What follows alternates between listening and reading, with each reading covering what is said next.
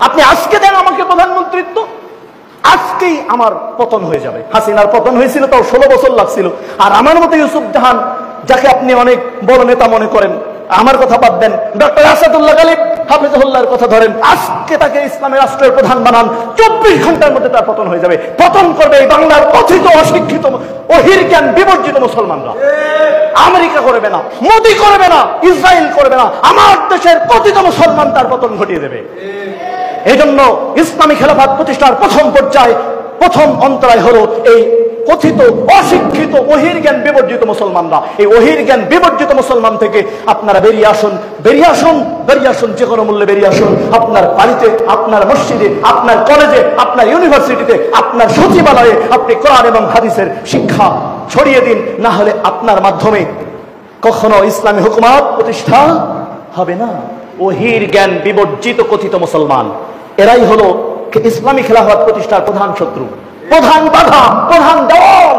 এই দেওয়াল যদি ভাঙতে হয়, প্রত্যেক দ্বারে দ্বারে, প্রত্যেক ঘরে ঘরে, প্রত্যেক মসজিদে মসজিদে, প্রত্যেক পাড়ায়, প্রত্যেক মহল্লায় কোরআনের দাস এবং হাদিসের দাস চালু করতে হবে। মক্তব চালু করতে হবে, কোরআনের তেলাওয়াত চালু করতে হবে, কোরআনের তরজমা চালু করতে হবে, হাদিসের তরজমা চালু করতে হবে। এর মাধ্যমে ইসলামিক খেলাফতের প্রধান শত্রু কথিত মুসলমানদেরকে, মুসলমানের এই দেওয়ালটা ভেঙে ফেলতে হবে। তাহলে ইসলামী খেলাফত প্রতিষ্ঠা হবে, না হলে সম্ভব নয়, কোশ্চিনকালেও সম্ভব। শালীন ড্রেস পড়তে বলায় তাদের রাগ হয়ে গেছে। খালি এতটুকু বাংলাদেশ ব্যাংক থেকে শালীন ড্রেস পরার কথা বলেছে, পরের দিন যদি বাংলাদেশের অথবা আমাকে প্রধানমন্ত্রী বানিয়ে দিলেন, আমি বললাম নারীরা হেজাব ছাড়া বাইরে বের হতে পারবে না, তখন তো ডাইরেক্ট বলবে তালেবান, ওটা নিয়ে নামো। কে বলবে? নেতানিয়াহু বলবে না, এটা মোদি বলবে না, এটা ট্রাম্প বলবে না, আপনার দেশের সকল্ড নিকৃষ্ট ইতর শ্রেণী যারা বহির্জ্ঞান বিবর্জিত শিক্ষিত মানুষটাই বলবে। তখন তাদেরকে যখন প্রশ্ন করা হয়েছিল আপনারা ক্ষমতায় গেলে কোন মাযহাব অনুযায়ী দেশ পরিচালনা করবেন, তারা বলেছিলেন তৎকালীন নেতৃবৃন্দ যেখানে যে স্থানে যে মাযহাবের লোক সংখ্যা বেশি, সেখানে সে স্থানে সেই মাযহাব অনুযায়ী শাসন কার্য পরিচালনা হওয়া স্বাভাবিক। কি বলবেন? আলহামদুলিল্লাহ বলবেন না নাউযুবিল্লাহ বলবেন? যদি কোনো মাযহাব অনুযায়ী শাসন কার্য পরিচালিত হয়, তাহলে সেটা কি ইসলাম হলো? হলো না। এখন আপনি কি করবেন? মাথায় রাখবেন, যা বললাম মাথায় রাখার চেষ্টা করবেন। ঈদে মিলাদুন নবী সম্পূর্ণরূপে একটা গর্হিত কাজ করা যাবে না। আর আমরা মানুষকে ইসলাম বোঝানোর চেষ্টা করব। শিরক আর তাওহীদের পার্থক্য আমরা মানুষকে বুঝিয়ে দেব, বিদআত আর সুন্নতের পার্থক্য আমরা মানুষকে বুঝিয়ে দেব।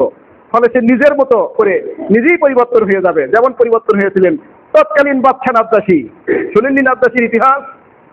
খুব ক্ষমতাধর খ্রিস্টান বাদশা রাজশাহী, দাওয়াত পেয়ে ইসলাম কবুল করেছিলেন, কিন্তু তার দেশে রাষ্ট্রীয়ভাবে দিন কায়েম করতে পারেননি। কেন? তিনি তো রাষ্ট্র ক্ষমতায়, দিন কায়েম করতে পারলেন না কেন? তিনি ভাবছিলেন আমি তো দিন বুঝলাম, আমার অনুসারী যারা তারা তো দিন বোঝে না। এখন আমি গদিতে থেকে যদি দিনের হুকুম তাদেরকে প্রয়োগ করি, তারা দিন বোঝে না, সব পাল্টে যাবে না? বিদ্রোহ করবে, জ্ঞানজাম হয়ে যাবে। বড় বিশৃঙ্খলার ভয়ে তিনি তার ঈমানকে লুকিয়ে রেখেছিলেন। তার মৃত্যুর পর প্রিয় নবী মুহাম্মদুর রাসূলুল্লাহ সাল্লাল্লাহু আলাইহি সাল্লাম সাহাবীদেরকে নিয়ে গায়েবানা জানাজা পড়েছিলেন, বলেছিলেন তোমাদের ভাই নাজ্জাশী মৃত্যুবরণ করেছে, আসুন আমরা তার জানাজা সালাত আদায় করি। সুবহানাল্লাহ বলুন।